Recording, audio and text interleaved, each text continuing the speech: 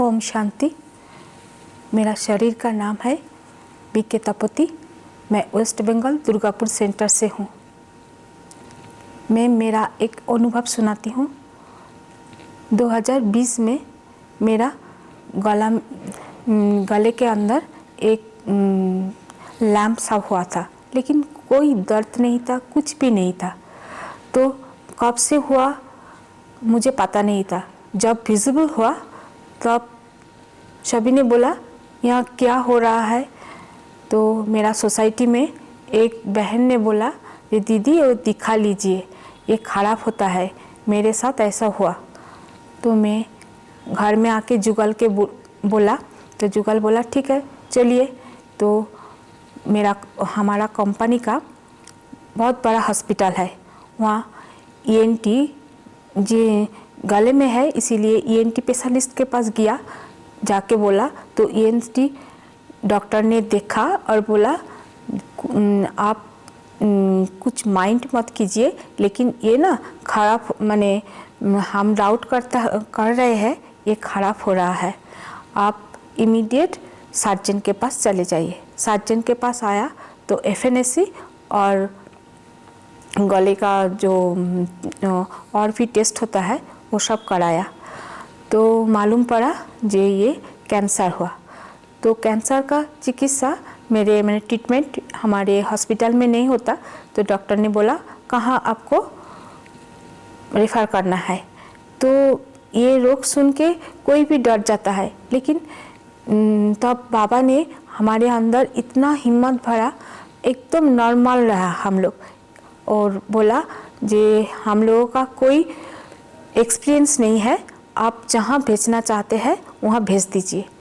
तो वो सर्जन ने बोला हम कलकत्ता रूबी में आपको रेफ़र कर रहे हैं, वो मेरा बैचमेट है तो हम उसको फॉलो अप कर सकेंगे।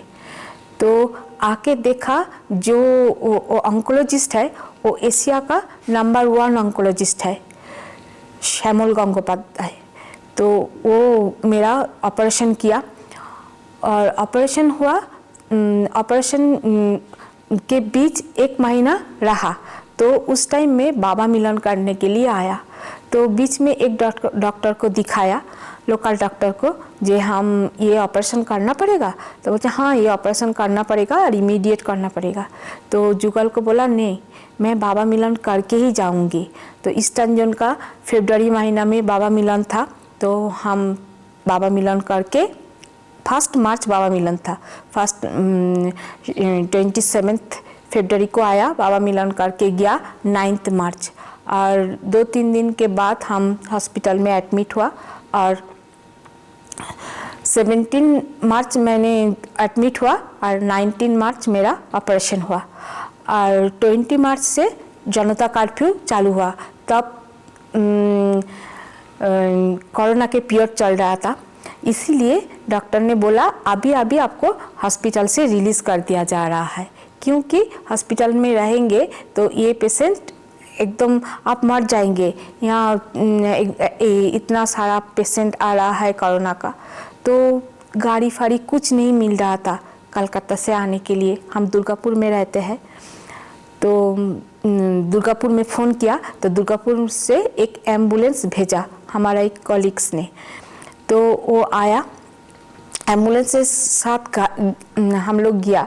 तो एम्बुलेंस में गया और गले में इतना बड़ा बैंडेज है, इसीलिए सोसाइटी के लोग बहुत माने देख रहे थे जे क्यों ऐसा होके आया है, हम 2-3 दिन से नहीं था हैं, तो क्यों ऐसा होके आया है। तो तब तो क्या माने जिसका कोरोना हो रहा था उसको तो पूरा क्वारंटाइन में रख रहा था, इसीलिए। लेकिन सोसाइटी में बाबा का इतना कमाल है, सोसाइटी में कोई कुछ नहीं बोला, सभी ने खबर लिया। पास वाली दीदी ने आके सब कुछ करा दिया।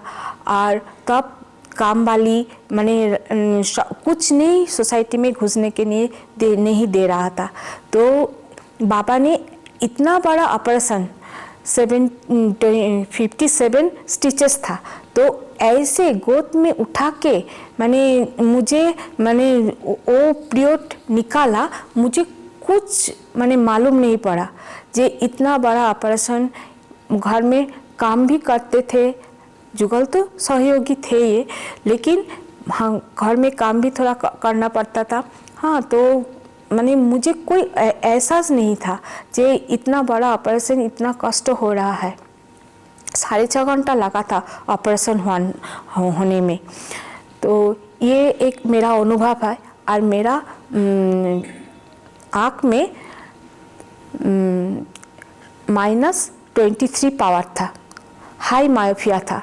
तो डॉक्टर ने बोला ये ऑपरेशन होने से आपको 50-50 चांसेस है, कभी मैंने आँख का मैंने विजन आ सकता भी है और नहीं भी आ सकता है। तो ऑपरेशन हुआ, डॉक्टर ने बोला एक चांस लेना चाहिए। तो ऑपरेशन हुआ। अभी हम बिना चश्मा के भी देख सकते हैं।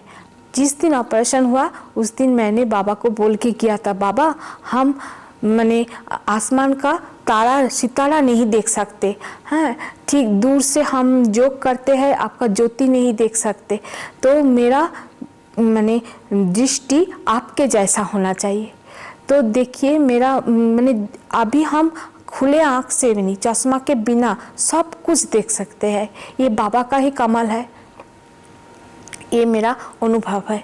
और मैंने बाबा ऐसा अनुभव कराते हैं जब मेरा कोई संकल्प होता है, कोई चांसेस नहीं रहता वो सेवा में जाने का, वो सेंटर में जाने का। मेरा मन होता है जब हम जा सकते थे, बाबा कितना अच्छा होता था।